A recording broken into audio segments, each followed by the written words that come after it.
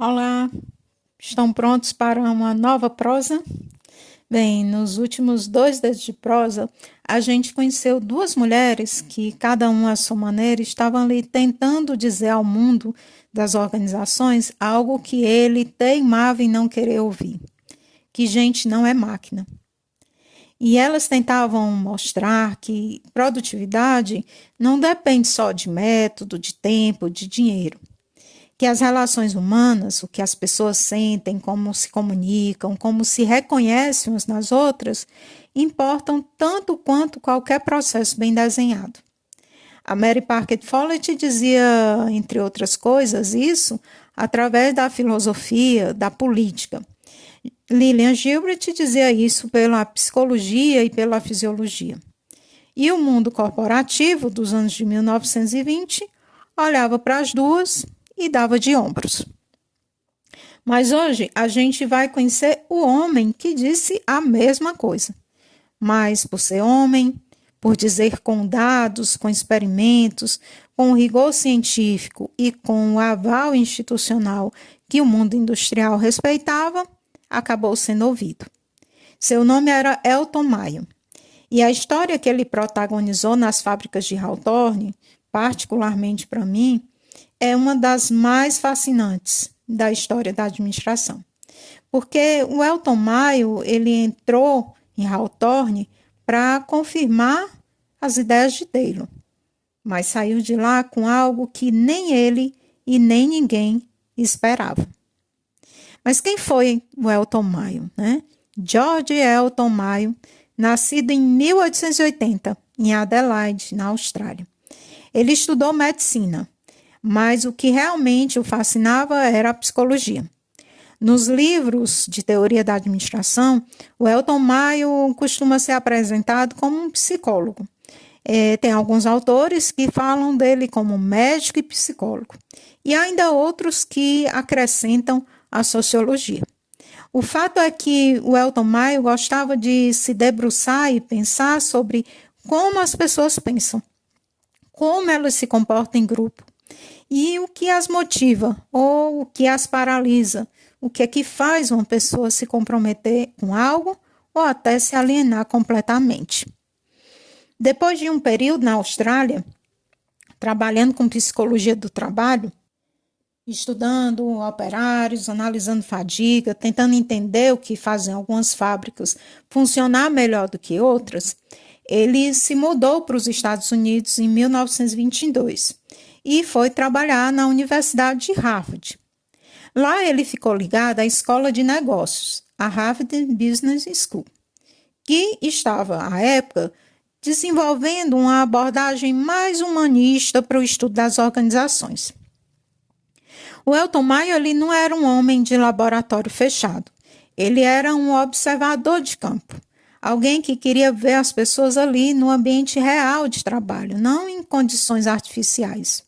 E foi essa disposição de ir a fábricas, de ficar horas observando, de fazer entrevistas longas com trabalhadores, que o levou a Hawthorne. E que o levou a descobrir algo entre os anos de 1924 e 1932, algo que mudaria para sempre a forma como se pensavam sobre as pessoas nas organizações. Mas antes de entrar no experimento, nos experimentos de Elton Mayo, nós vamos contextualizar aqui o momento, vale contextualizar o momento. Nós estamos nos anos de 1920. O Taylorismo domina. A lógica é a do the best way, da separação entre quem pensa e quem faz, do incentivo financeiro. Tudo isso como motor da produtividade. As organizações são vistas como máquinas e, lógico, os trabalhadores seriam vistos como peças dessas máquinas. Qualquer problema de produtividade é, por definição, um problema de método ou de incentivo. Não de sentimento, não de relação, não de pertencimento. Não mesmo. É nesse contexto que a Western Electric Company, fabricante de equipamentos telefônicos, convidou pesquisadores para investigar por que a produtividade na sua fábrica de Hawthorne não estava respondendo como o Taylorismo prometia. Ora, os trabalhadores estavam ali recebendo salários justos. As condições físicas eram razoáveis. O método estava sendo seguido à risca. E mesmo assim havia problemas de produtividade, de absenteísmo, de insatisfação. O que é que estava errado? Essa pergunta foi o que levou o Maio a Hawthorne. E a resposta que ele encontrou, eu posso dizer que foi a última que qualquer taylorista esperava. Os experimentos de Hawthorne aconteceram em fases. E cada fase trouxe uma surpresa que abria uma nova pergunta. Eu vou contar cada uma dessas fases, porque sim, cada uma delas tem algo importante para dizer, mas adianto que vou estar contando ali do meu jeitinho, né? Vou parafrasear o caos. A primeira fase começa antes mesmo até do Elton Mayo chegar, né? Foi conduzida ali pelos próprios engenheiros da Western Electric. Era uma pergunta, uma fase que vinha de uma pergunta simples, né? Taylorista. Qual é o nível de iluminação no ambiente de trabalho para maximizar a produtividade? Afinal, se existe o the best way para cada tarefa, tem que existir também uma iluminação ideal, certo? Pois é. Então, eles, para responder isso daí, separaram dois grupos de trabalhadoras. Um grupo de controle, que trabalhava com iluminação constante, e um grupo experimental, onde a iluminação foi sendo alterada ao longo do tempo. E aí começaram a brincar com a iluminação. Aumentaram a iluminação, a produtividade subiu. Ótimo, a hipótese estava sendo confirmada. Então, eles aumentaram um pouco mais. E a produtividade subiu de novo. Então, eles diminuíram a iluminação para ver se a produtividade caía, como a teoria previa. E a produtividade, adivinhem, subiu de novo. Então, diminuíram ainda mais. E ainda assim, a produtividade subiu. Chegaram a iluminação tão baixa que as trabalhadoras mal conseguiam enxergar o que faziam. E a produtividade continuava alta. Os engenheiros ficaram completamente perdidos. O experimento não estava funcionando. Ou melhor, estava funcionando de um jeito que a teoria não conseguia explicar. Bem, aqui eu preciso fazer uma pausa que, para mim, é ao mesmo tempo científica e filosófica. Porque o que aconteceu nesse momento em Hawthorne tem um nome bonito na história da ciência, uma palavra que eu particularmente gosto muito, aprecio demais: serendipidade. A serendipidade é quando você encontra coisas ao acaso. É quando você vai procurar uma coisa e encontra outra. E mais, quando você tem a inteligência de reconhecer que o que você encontrou é mais importante do que o que você procurava. Os engenheiros, eles poderiam ter descartado os resultados como uma falha metodológica. O experimento não confirmou a hipótese, logo é um experimento defeituoso. Joga fora os dados, recomeça. E se tivesse acontecido isso, a história da administração teria sido outra. Mas o Elton Mayo, quando assumiu a pesquisa, ele ficou ali matutando na pergunta dos engenheiros e ficou também com a pergunta que os engenheiros não souberam fazer. Por que a produtividade subiu mesmo quando nós pioramos as condições? O que é que está acontecendo aqui que a teoria vigente não previu? E isso é o que distingue um pesquisador de verdade de alguém que apenas executa um protocolo de pesquisa. Pesquisa científica não foi feita para provar o que se pensa. Foi feita para descobrir o que ainda não se sabe. A hipótese, ela é um ponto de partida, ela não é um destino. Então, quem vai ao campo fazer uma pesquisa decidido a confirmar o que já acredita, não está pesquisando. Está buscando simplesmente ilustrar o seu pensamento. Está ilustrando. E o Elton Maio não ilustrou. Ele pesquisou. E foi por isso que ele saiu de Hawthorne com algo que ninguém, nem mesmo ele, esperava. O que é que estava acontecendo?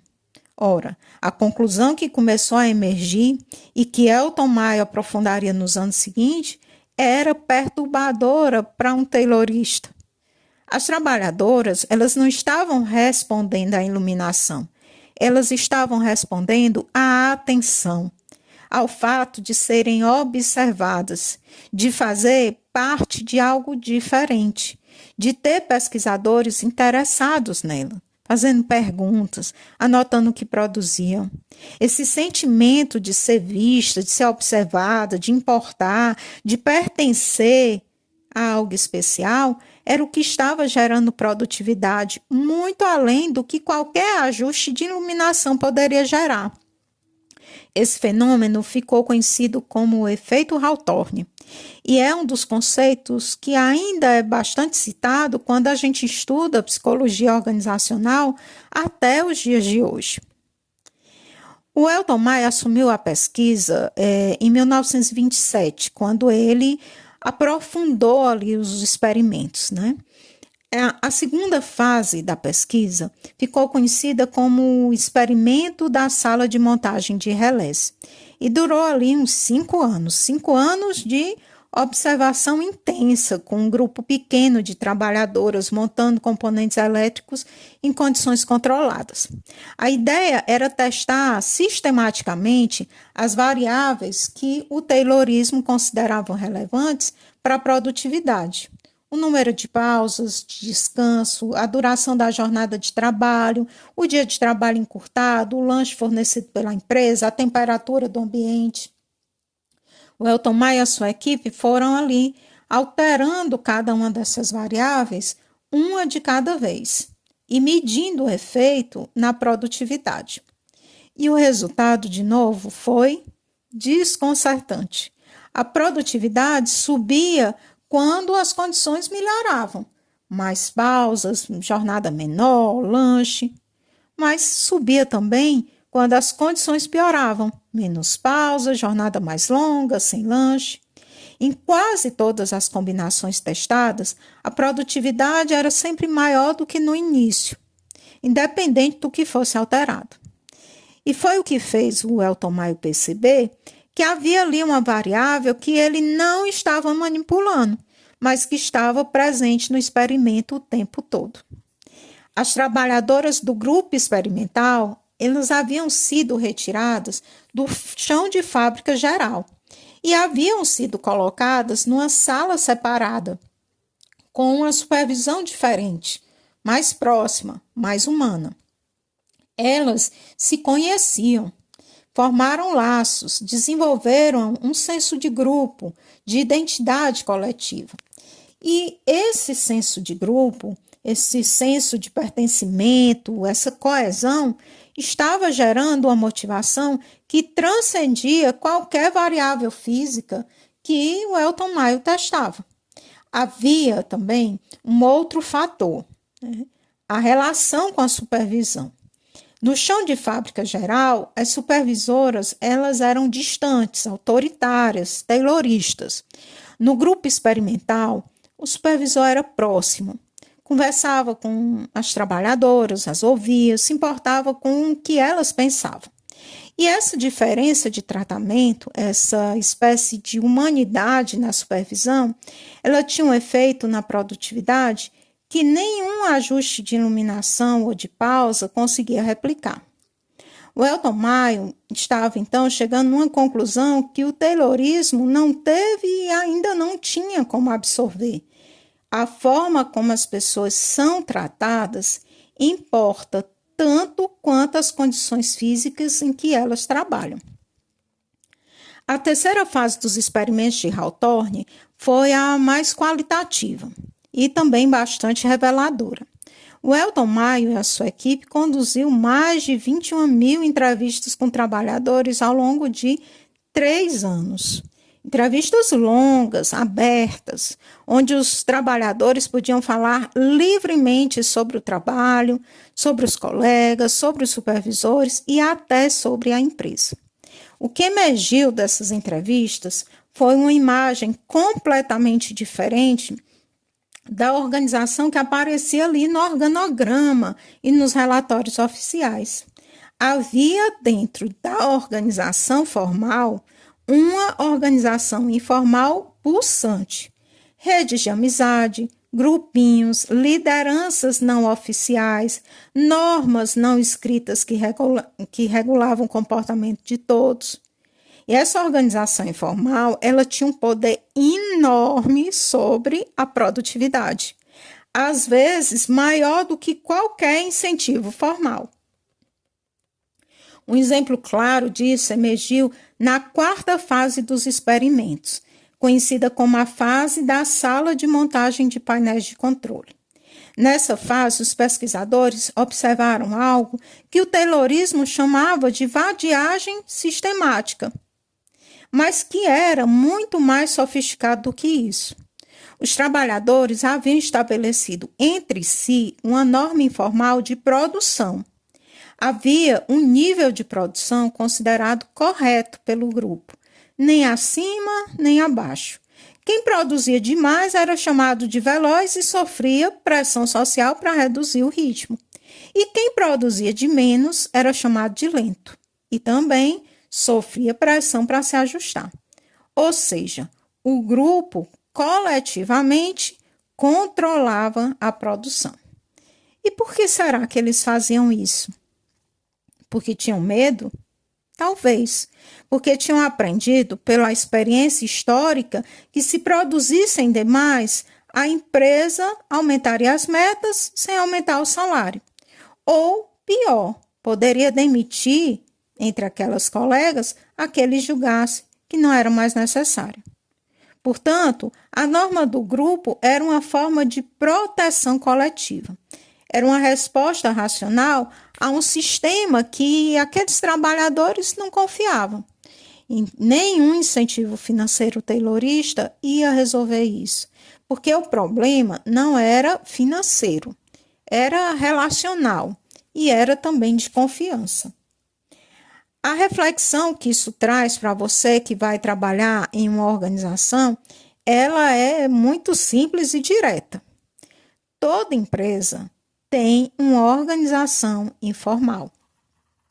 E essa organização informal, ela tem as suas próprias regras, as suas próprias lideranças, as suas próprias normas de produção e comportamento. O gestor que ignora essa realidade e tenta gerenciar só pela estrutura formal, está operando só com metade do mapa. Entender a organização informal, mapear quem realmente influencia, quais são as normas não escritas, o que o grupo considera justo ou injusto, isso é parte essencial da gestão. O Fayol, ele tinha consciência da existência da organização informal, mas ele acreditava na força da estrutura formal. Já o Elton Maio, ele nos mostrou que a organização informal existe, sim, e que ela precisa ser levada muito a sério.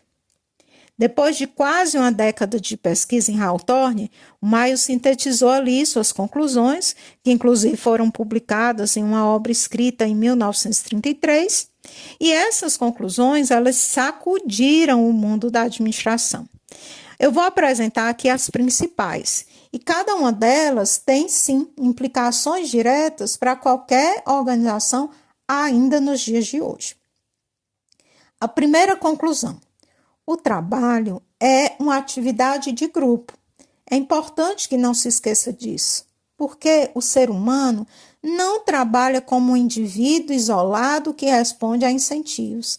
Ele trabalha como membro de um grupo.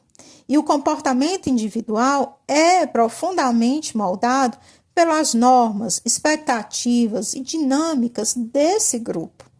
Isso contradiz diretamente aquela visão de homem econômico de Taylor, um indivíduo racional que maximiza seu ganho financeiro sempre. Na realidade, as pessoas, com frequência, subordinam o seu ganho, o seu interesse individual a normas do grupo a que pertence. A segunda conclusão é a de que o reconhecimento e a atenção são fatores que importam tanto quanto as condições físicas. O efeito Hawthorne mostrou que ser observado, ser ouvido, sentir que importa, tudo isso tem efeito direto na motivação e na produtividade. Um trabalhador que se sente invisível para a organização produz menos do que um trabalhador com condições físicas piores, mas que se sente reconhecido. E isso não é sentimentalismo, não, viu? É um dado empírico com décadas de pesquisa confirmando. A terceira conclusão: a supervisão humanizada muda tudo. A diferença entre o grupo experimental e o grupo de controle em Hawthorne não eram só de condições físicas, era de como as pessoas eram tratadas pelos seus supervisores. Supervisores próximos, que ouviam, que se importavam com o bem-estar da equipe, geravam produtividade muito maior do que supervisores autoritários, distantes. Isso fundou décadas de pesquisa sobre estilos de liderança que vieram a seguir e que a gente vai aprofundar em outros episódios. A quarta conclusão: a organização informal existe e tem poder. As redes de relacionamento, as normas de grupo, as lideranças não oficiais, tudo isso coexiste com a estrutura formal e frequentemente a superinfluência.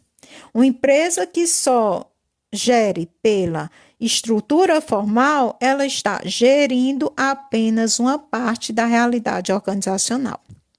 Essas conclusões fundaram o que ficou conhecido como a Escola das Relações Humanas, uma corrente de pensamento que coloca o ser humano e não o processo no centro da administração. Ou uma corrente de pensamento que coloca o processo social no centro da administração e que abre as portas aí para as décadas de pesquisa sobre a motivação, sobre a liderança, sobre comunicação, dinâmicas de grupos e comportamento organizacional. Temas que nós pretendemos também explorar nos próximos episódios. Mas antes de seguir, eu preciso aqui fazer uma pausa para apresentar uma crítica que raramente aparece nos livros didáticos e que eu considero importante demais para deixar passar. Essa crítica está sistematizada num capítulo de um livro que eu li há um tempo atrás. O capítulo é intitulado assim: Nós Quem Cara Pálida, a razão depois de Taylor. E é um capítulo do livro Recursos Humanos e Subjetividade, que foi organizado pelo Eduardo Davel e o João Vasconcelos. E essa crítica ela vem assim: se Taylor manipulava o trabalhador pelo corpo, pelo movimento cronometrado, pelo ritmo da esteira, pelo incentivo financeiro, a Escola das Relações Humanas passou a manipular o trabalhador pela psique, pelo psicológico. Em vez de controlar o corpo, passou a controlar as emoções, o sentimento. Fazer o trabalhador se sentir ouvido, reconhecido, parte de um grupo, não necessariamente porque isso era justo, mas porque isso aumentava a produtividade. O trabalhador feliz produz mais, e a empresa usa a felicidade do trabalhador como instrumento de produção, não como um fim em si mesmo. É uma forma mais sofisticada de controle, mais sutil, mais difícil até de resistir, porque não aparece como controle, né? Aparece como cuidado. Essa crítica, ela não invalida as contribuições do Elton Mayo, não. Mas eu entendo que ela nos obriga a fazer uma pergunta que, ao meu ver, todo administrador deveria carregar consigo. Quando uma empresa investe em bem-estar, em reconhecimento, em clima organizacional, ela está fazendo isso porque se importa verdadeiramente, genuinamente com as pessoas? Ou ela está fazendo porque descobriu que pessoas bem tratadas produzem mais? As duas coisas, elas podem coexistir, mas fazer essa distinção, ela importa, porque ela determina o que é que acontece quando o cuidado para de ser lucrativo. E já que a gente entrou aqui nessa pausa, eu vou pedir licença para esticar a pausa um pouquinho mais. E fazer essa pausa, esticar essa pausa, para falar de uma injustiça histórica que existe na forma como a escola das relações humanas ela é contada e que eu não quero reproduzir aqui. Eu sei que até eu já falei um pouco sobre essa injustiça histórica no início desse episódio, né? Mas eu quero ampliar essa fala nesse momento. O Elton Maio, ele é celebrado como o descobridor de que gente não é máquina. Os experimentos de Hawthorne são apresentados como o monumento inaugural em que a administração passou a levar o ser humano a sério. E o Elton Maio merece crédito real. A pesquisa teve rigor, o impacto foi imenso. E há que se falar da coragem dele de contradizer o taylorismo que era dominante. Mas a gente passou 2 episódios inteiros falando de 2 mulheres que chegaram antes. A Mary Parker Follett, que nos anos de 1910 e 1920 já falava de poder compartilhado, de conflito construtivo, de que a autoridade real vem do conhecimento e das relações e não do cargo. E a Lillian Gilbert, que desde 1914 estudava a psicologia dos trabalhadores, a fadiga como fenômeno humano e não só fisiológico, e a importância de cuidar do ser humano que produz. As duas diziam, cada uma à sua maneira, exatamente o que o Elton Maio descobriu em Hawthorne. A diferença é que o Maio tinha o que a Follett e a Gilbert não tinham. Ele era homem, tinha vínculo institucional com Harvard e conduziu ali a pesquisa com rigor metodológico que o mundo científico da época respeitava. Isso, mais uma vez, repito, não diminui a contribuição de Maio, mas nos obriga a reconhecer que a ideia não nasceu com ele. Ela já estava ali no ar, já havia sido, inclusive, dita, só não havia sido ouvida. Porque quem dizia não tinha ali um passaporte institucional para ser levado a sério. Essa reflexão é importante de ser feita muito além da tentativa de justificativa ou de justiça histórica, né? Ela precisa ser feita, ela importa ser feita, porque ela nos lembra que lá atrás e também hoje nas organizações, ideias valiosas frequentemente existem antes mesmo de serem reconhecidas. E que quem fala muitas vezes importa tanto até mais quanto o que é falado. Que os canais pelos quais uma ideia chega ao centro da atenção raramente são neutros.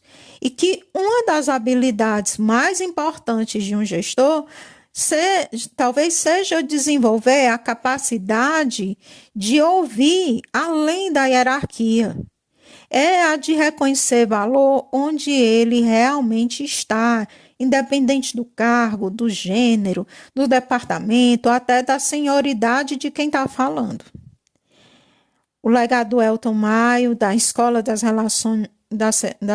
Relações Humanas, existe, é real e merece crédito, mas é importante que a gente não deixe de esquecer, né, esses pontos que eu trouxe aqui. Bem, hoje as ideias do Elton Maio, a Escola das Relações Humanas, ela está praticamente em tudo que a gente nomeia hoje de gestão de pessoas, né? A ideia de que o ambiente social do trabalho importa está ali em cada programa de clima organizacional. A descoberta de que reconhecimento gera produtividade está em cada política e cada técnica ou ferramenta de feedback de valorização. A compreensão de que grupos informais têm poder está ali em cada estratégia, em cada tentativa de gestão da cultura organizacional. Mas eu acredito que o legado mais profundo da Escola das Relações Humanas seja conceitual, porque a Escola das Relações Humanas, ela abriu a porta para todas as pesquisas, ou muitas pesquisas sobre motivação humana no ambiente organizacional, pesquisas que viriam depois. Figuras como Maslow e sua hierarquia das necessidades, Herzberg e os fatores higiênicos e motivacionais, McGregor, as teorias X e Y, Likert, os sistemas de gestão, todos eles encontraram um campo fértil para aparecerem, né, nas teorias de gestão a partir dessa abertura, né, que o Elton Mayo trouxe com os resultados e a divulgação da experiência de Hawthorne. A crítica que se faz à Escola das Relações Humanas, e que eu considero legítima, é que acabou ali pendendo demais para o outro lado, né? Se o Taylor ignorava o humano, o Elton Mayo passou a ignorar, em alguma medida, a estrutura, né? Se o Taylor via só o processo, o Elton Mayo privilegiava ver muito o grupo. A realidade das organizações, ela exige dos gestores os dois olhares. E é a tensão entre eles que produz a administração mais sofisticada. Não é só a máquina, nem só o sentimento, não é só a estrutura ou só a relação, não é só o processo ou só a pessoa, não é só Taylor e Fayol contra Elton Mayo. Não, um não exclui o outro. E talvez os melhores gestores que você vai encontrar na vida são aqueles que conseguem o equilíbrio, que conseguem integrar os dois. Bem, com isso a gente chega ao final do nosso episódio. E eu sinto aqui que a gente meio que fechou um ciclo importante nessa série, porque a gente saiu de Taylor e Fayol, passou ali por Follett e Gilbert, e a gente chegou em Mayo, o Elton Mayo, e para mim chega com a sensação de que a história toda estava apontando para o mesmo lugar. As pessoas importam. Sempre importaram. Só demorou aí um tempo, né, e um experimento de quase uma década para que o mundo corporativo aceitasse ouvir isso. E nesse episódio a gente conheceu Elton Mayo, né, esse psicólogo australiano que foi às fábricas de Hawthorne para confirmar Taylor e saiu de lá com algo completamente diferente. Serendipity. Nós acompanhamos as fases do experimento, nós entendemos as conclusões centrais de Elton Mayo e aproveitamos para fazer a justiça histórica que a Follett e a Gilbert merecem. Nós terminamos com o legado e com a crítica da Escola das Relações Humanas. No próximo episódio, a gente ainda vai se aprofundar um pouquinho mais sobre a Escola das Relações Humanas ou sobre as ideias que a Escola das Relações Humanas permitiu serem trazidas. A gente vai falar de uma figura chamada Chester Barnett e eu acredito que vai ser uma prosa muito boa. Então, até a próxima.